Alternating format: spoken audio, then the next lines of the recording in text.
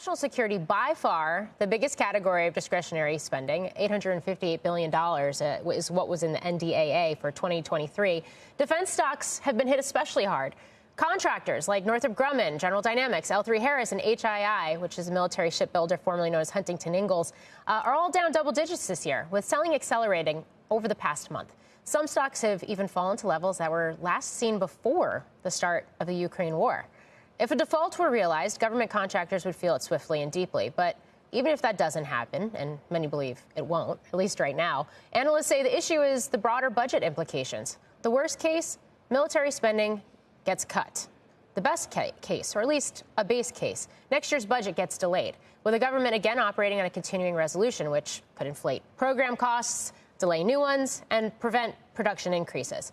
Just this week, in fact, the House postponed consideration of the 2024 defense policy bill as lawmakers focus on this debt ceiling drama. So we continue to monitor that. But speaking of defense, our next guest is the founder of an $8.4 billion defense tech startup. It's Anduril Industries, which is also a CNBC disruptor company. It's the second year in a row that it's made this list. Anduril specializes in developing software and hardware for U.S. military agencies and other government agencies. Other clients include the Australian Defence Force, the UK Ministry of Defence. The company has been well received, to say the least, by investors, such as Founders Fund and Andreessen Horowitz, who talked about this company yesterday, Lightspeed, securing $1.5 billion last year in December, despite a down market in its latest funding round. Joining us now, Anduril Industries founder Palmer Luckey. Palmer, great to have you on the show. Oh, it's great to be here, and it's also great to be 7th place on the disruptor list. We're going to be 1st place next year, I hope. Yeah, well, it's definitely what you've been doing has been noticed. I do want to get into, you got some news for the company specifically, but first I do want to start with some of this D.C. drama that we're seeing play out, and specifically debt ceiling and the broader read-through and implications for defense spending and the trajectory here in the U.S. for that. How you're thinking about that at Anduril and what it means more broadly for this industry, especially startups. Well, let me talk about the near term. I don't think that we're going to default on the debt. I think that we're going to figure this out. Everyone says that they want to figure it out with a handful of exceptions. If things do go in that direction, then I think we've got even bigger problems than the near-term defense budget. Much bigger structural problems. As far as the long run, I saw you mention something earlier. Something bad that could happen is perhaps a cut in defense spending. My philosophy, despite being in the defense industry, is that we should figure out a way to spend less on defense while getting more. That's why I got into autonomous systems for defense. The first page of the first pitch deck for my company 6 years ago said that Anduril will save taxpayers hundreds of billions of dollars a year by making tens of billions of dollars a year. Now, we're not doing either of those things yet, but we're on a path to doing so. And I think that with the right technology, we can spend less and still do more, be safer, and keep our partners and allies around the world safer as well. Yeah, I want to get into what that technology actually looks like. But first, just in terms of the possibility of continuing resolution, you've had Pentagon officials who have even floated real concern, I think, that you could see something like potentially a one-year continuing resolution. Just how damaging would that be to defense tech companies and to this startup landscape that is trying to cut down on some of the costs associated with this new way of warfare? Well, continuing resolution seems like it's the new normal. So actually, just speaking candidly, we model CR into our budget planning, assuming that it's going to happen every single year. We just assume that that's what's going to happen. But we're in a little bit of a different place. We've been around for 6 years. We're well funded. We have a lot of programs. We have a lot of revenue. We're doing very well. Where this is really going to be very bad is for defense startups who are not in the position that mine is today. So, I mean, I started my first company, Oculus VR, when I was 19 years old, living in a camper trailer. Well, what about the news defense startups that are relying on funding to continue, that are relying on new program starts? What about the people who are a couple years down from that, where they have a small team of people, where they have a few contracts that they're relying on to just pay the bills, keep the lights on? Those are the people who are going to get screwed the most by a CR. It's not my company, and it's certainly not the major defense primes like Lockheed or Northrop, though certainly all of us will be having a not great time. So let's talk a little bit about this new technology or this new capability that you are testing and you just unveiled. Mission autonomy, what is it? Sure. I mean, we just announced our new product called Lattice for mission autonomy. Lattice is kind of our AI sensor fusion, engine that makes all of our Anduril systems work and that also works for a lot of other systems. We just recently announced a lot of new capabilities that allow you to use Lattice for mission autonomy to plan, simulate, and execute missions with small numbers of people controlling large, extremely large numbers of autonomous systems, including lethal autonomous systems. And this is a really big capability that hasn't really existed in the past. It's not just about making an airplane fly waypoints or a car self-driving, self-navigating. That's typically what people think of when they think of autonomy as it pertains to vehicles. This is allowing vehicles to make decisions based on the commands they've been given by their human operators to actually manage mission decisions. So, what to do with certain types of targets, when to communicate, when not to communicate, when to reallocate resources away from one target to another, when to actually strike something versus when to launch an electronic warfare attack. Again, under the control of a person, but that person is giving high-level intent commands, not micromanagement to the second commands that require continuous data links that, unfortunately, in the modern era are easily disrupted and easily jammed, at least temporarily, by our strategic adversaries. Yeah, so people are still involved, but maybe fewer people. How does this speak to, at a time where investors are really focused on artificial intelligence and things like generative AI, how does this speak to these new capabilities in real time rolling out in the real world?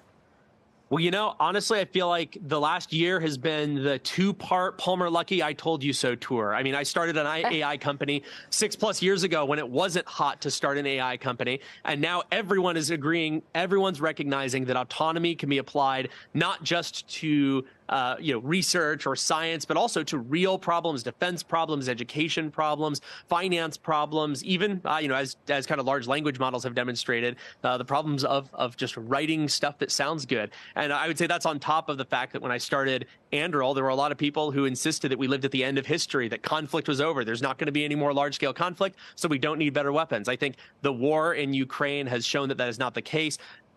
China's aggression towards Taiwan shows that that is not the case. And so that's the thing that we're focused on every day. How can we build the tools that we need to defend our nation and our allies and our partners from the aggression that is already occurring and that will occur in the future using the power of autonomous systems? Yeah, and of course, you already have products. And last time we spoke, even people on the ground in Ukraine involved in the war there and protecting Ukraine from Russian aggression there.